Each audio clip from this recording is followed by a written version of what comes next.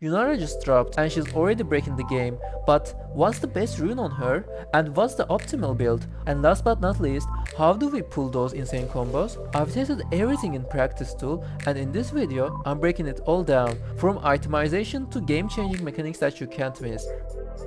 You shouldn't be playing Yunara with PTA, because when your Q is open, your auto attack spread, which means that the target who has the PTA on it just changes. So you can't actually proc it if you are in a team fight or something. Also, unlike Kraken or other on-hit items, you still need to hit like 3 times to proc it. So basically don't use it. You have 2 reliable runes. It's either Little Tempo or Conqueror. Conqueror is such an underrated rune because I've never seen people play with this rune, but it's actually great. Because when your Q is open, you can actually fully stack the rune with only 3 auto attacks.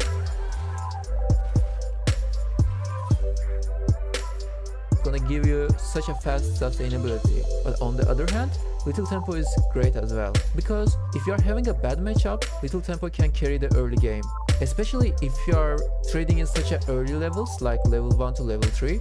Little Tempo is gonna be much better. Now let's break down the secondary runes. If we are playing against a hard matchup, we can just take the biscuits. Also, if we need our summoner spells, we can take this rune, which means that they are gonna come earlier. If not, we can just take magical footwear. With the build that I'm gonna suggest to you, you can play with the Zarya runes in the secondary tree. But if you want turbo scaling, you can go with this. But do not play with this rune because I've tested it. The only thing that gets increased is her W skill in her ult form.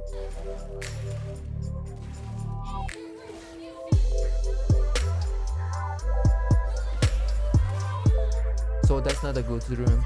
The first build that I wanna talk about is on-hit build.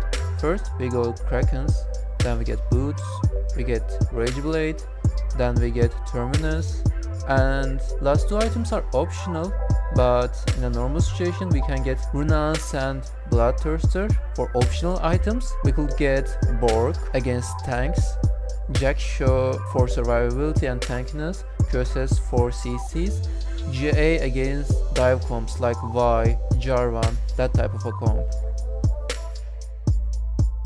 The second build is the crit build, and we start with Yontal. After that we get Boot and Runas, and we get our Infinity Edge, then we get LDR, and lastly we get Bloodthirster. For optional items, we could get QSS, GA or Shield Bow. If the enemy team doesn't have much tanks, we can get the Shield Bow instead of LDR.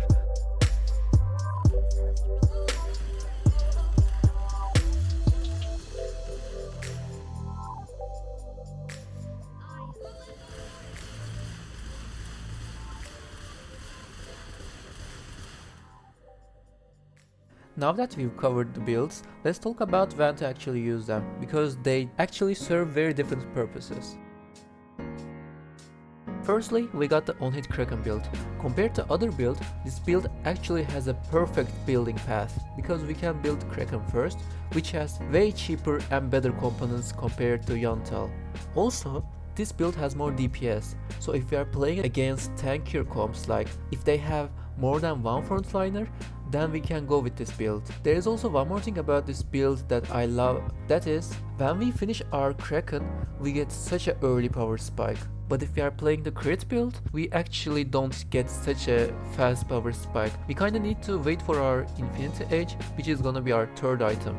So our power spike is kind of late. But what is the good part about this build? This build can melt some squishy comps.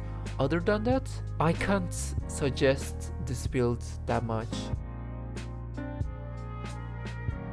Just like Sivir's W, Yunara's Q also acts like an auto attack reset. Yunara's W direction locks on cast, but you can still flash after it. If you do that, you might catch your enemies off guard. You can dash through many walls by using R and E. Here is the most broken combo Yunara has. While your ult is active, you can E and cast W mid-dash. So, the beam will follow the direction of your dash, but it even gets nastier. You can flash right after the dash ends, letting you snipe people from 2 screens away.